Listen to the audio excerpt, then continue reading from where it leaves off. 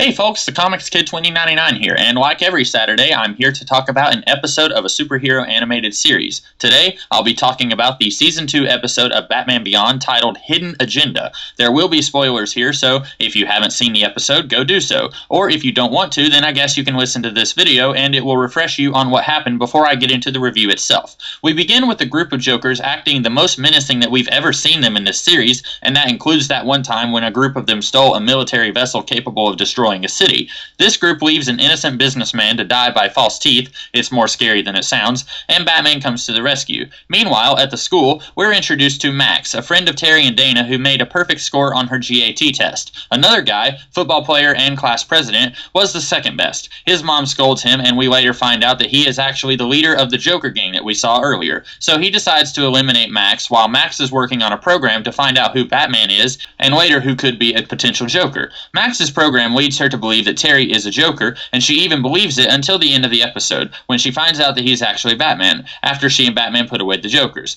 This begins the partnership of Max and Terry as the episode ends. I've said before that I like Max, much more than Dana in fact, and that if I had my way, Terry and Max would have ended up together instead of Terry and the infinitely more boring and unlikable Dana. And just as I was thinking about that as this episode wound to a close, Dana comes in to act catty with Terry until Max covers for him. Man, why couldn't Dana have just gotten stomped on by the Golem back in Season 1, and Terry ended up with Max?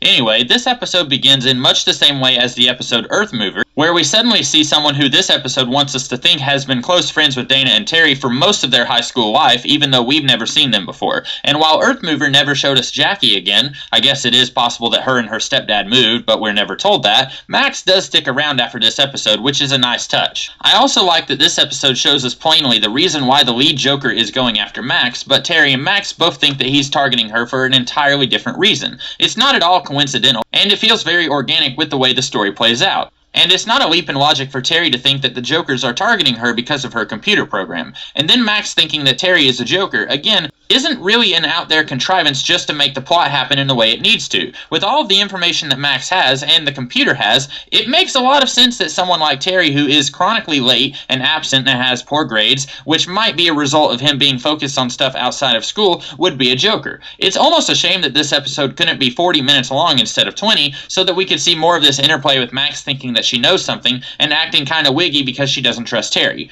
I'm honestly trying to find something that I didn't like about this episode, but it's just so dang hard. I guess the villain could have been explored more, but this episode has to introduce us to a new character who will be sticking around for a while, so it had a lot on its plate, and it would have been really tough to show more of the bad guy while also introducing us to Max. I guess if the mystery of who is the lead Joker is super important to you, then it's pretty obvious once you see the class president that he is our man. Yeah, I had seen this episode a couple of times before, and I'm pretty familiar with Michael Rosenbaum's voice, but still, I think someone watching this episode for the first time might catch on immediately that he is the bad guy. But I'd rather the episode not even try to hide it and just be obvious that he is the bad guy than try to play it as if it is a mystery when it's pretty obvious who is the bad guy, and then try to make us think it's one guy when it turns out to be the other. That kind of surprise twist never goes over well for me, so I much prefer what this episode did. And yes, the idea of the kid seemingly having a perfect life, but in actuality his life is Hades because his mom scrutinizes him for not having a perfect score, that cliche is a little played out. I suppose the episode wants us to feel sorry for him, but I almost think it'd be more interesting on a character level if he actually did have a perfect life and his mom was nice and lovely, and he still felt like he needed to be a Joker to give his life some meaning. There's no right or wrong answer to should a villain be straight up evil and twisted, or should a villain have a sympathetic backstory that makes us feel a little bit sorry for them, even if they do end up being a complete bad guy by the end of the story. There's been some villains like Magneto since the 1980s, or Sinestro in the last 10 years, who have sympathetic reasons for doing what they do, even if they don't line up with the hero's motivations and actions. And then you have characters like Sauron from The Lord of the Rings, or Aku from Samurai Jack, who are just plain evil with not a single ounce of sympathetic humanness in them. So I guess the people behind this episode wanted to place the lead Joker somewhere closer to Sinestro and Magneto, when, me personally, I would have been happier with him being closer to Sauron and Aku. Not an actual demon or anything like that, but just a bad guy who does what he does without us knowing the real reason why.